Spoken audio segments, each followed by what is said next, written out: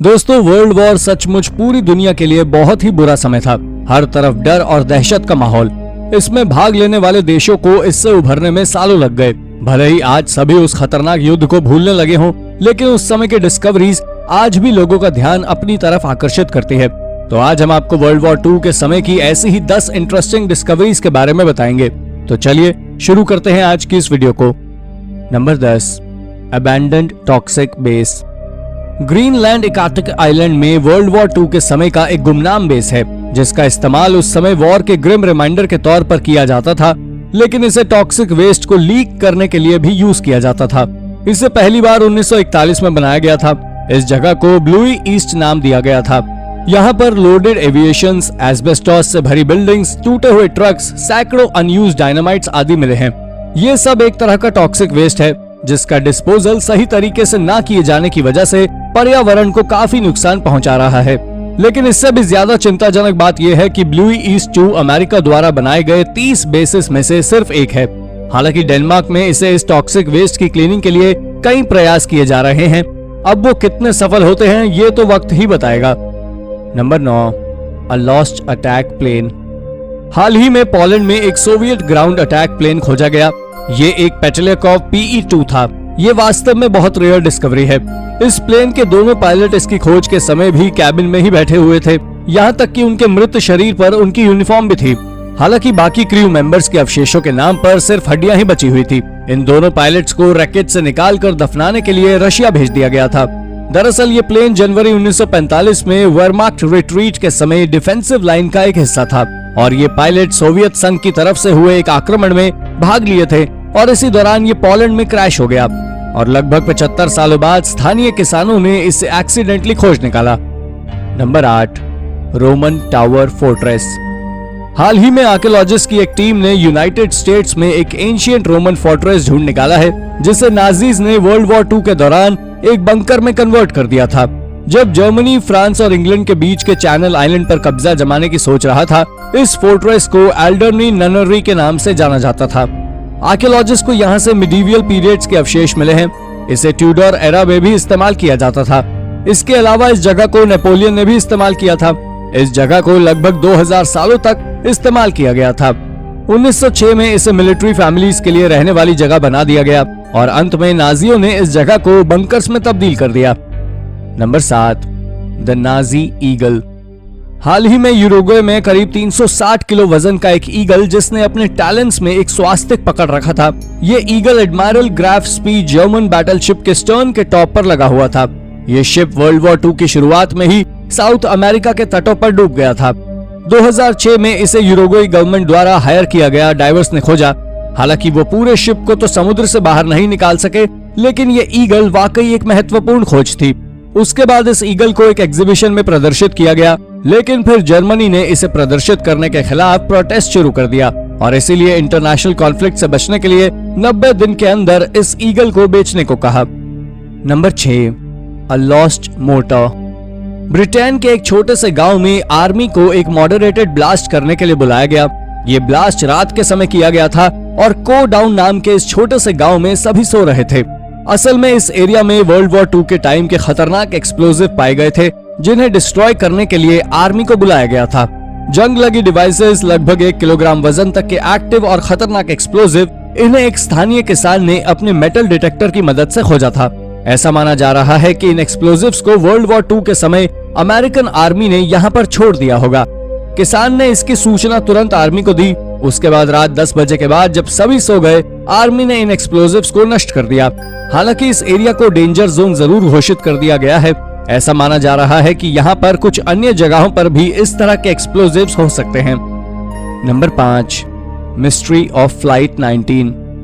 Flight 19 नाम के इस विमान के गायब हो जाने के 75 साल बाद भी ये आज भी एक बड़ी मिस्ट्री बना हुआ है, और हाल ही में इसके सॉल्व होने की कोई उम्मीद भी नजर नहीं आ रही है। ये घटना 5 दिसंबर 1945 की है, यानी वर्ल्ड वॉर 2 के खत्म होने के लगभग 2 महीने बाद की। फ्लोरिडा के फोर्ट लॉडरडेल के नेवल एयर स्टेशन से 5 टॉर्पीडो प्लेन्स उड़े थे। इन विमानों को फ्लोरिडा और प्यूर्टो रिको के बीच कुछ मिलिट्री एक्सरसाइजेस परफॉर्म करनी थी। ये वही एरिया है जिसे शायद आप बर्मुडा ट्रायंगल के नाम से जानते होंगे। थोड़ी ही देर में मौसम बिगड़ने लगा जिसकी वजह से प्लेन्स का रेडियो कनेक्शन टूट गया और ये पांचों एयरक्राफ्ट कहीं खो गए, जिन्हें कभी नहीं ढूंढा जा सका। यहाँ तक कि नेवी ने एक सर्च प्रोग्राम भी चलाया, लेकिन उसका भी कोई फायदा नहीं हुआ और आज भी इन प्लेन्स और उसके 14 क्रू मेंबर्स का खो जाना एक रहस्य ही बना हुआ है। कुछ लोग इसे एलियंस और पैरानॉर्मल एक्टिविटीज से जोड़कर भी देखते हैं, लेकिन किसी भी थ्योरी को अब तक प्रूव नहीं किया जा सका है। आपको क्या लगता है फ्लाइट 19 के साथ क्या हुआ होगा? अपना जवाब हमें कमेंट करके जरूर बताएं। Number 4, amphibious tank.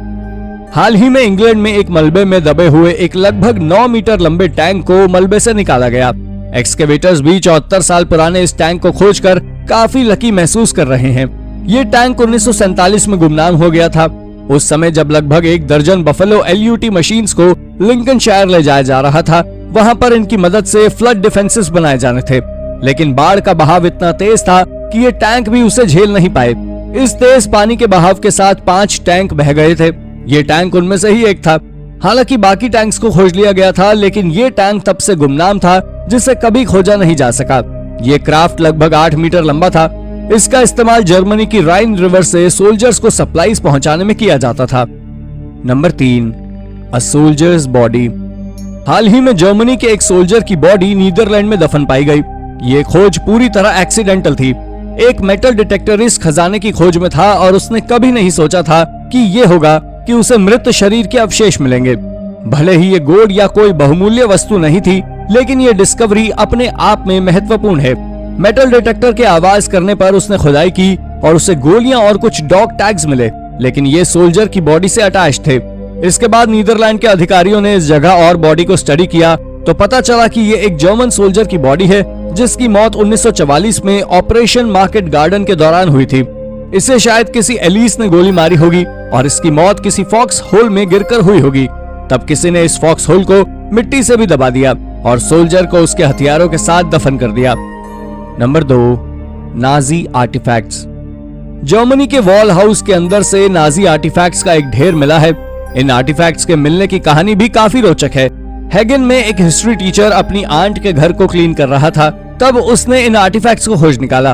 फ्लड की वजह से ये घर डैमेज हो गया था और उसी में भी वो दीवार भी टूट गई, जिसके पीछे ये आर्टिफैक्ट्स अब तक छिपे हुए थे। इन आर्टिफैक्ट्स के साथ 1945 का एक न्यूज़पेपर भी था, जिसकी वजह से पता चला कि ये आर्टिफैक्ट्स कितने पुराने हैं। इसके अलावा इन आर्टिफैक्ट्स में हिटलर का पोर्ट्रेट, एक पुरानी रिवॉल्वर, गैस मास्क का एक पेयर, नाजियों के बैजेस आदि भी थे। इनके अलावा इसमें कई लेटर्स और डॉक्यूमेंट्स भी थे। असल में ये बिल्डिंग पहले national socialist people's welfare organisation का हेडक्वार्टर थी और इस संस्था ने हमले के समय इन इम्पोर्टेंट डॉक्यूमेंट्स को इस दीवार के पीछे छिपा कर रख दिया होगा। Number 1, bomb at the picnic. David और कैरन हिबर्ट अपनी फैमिली के साथ नॉटिंघमशायर में थॉर्सबाय पार्क में पिकनिक पर गए थे और वहां पर अनएक्सप्लोडेड बॉम्ब्स को देखकर वो बिल्कुल दंग रह गए।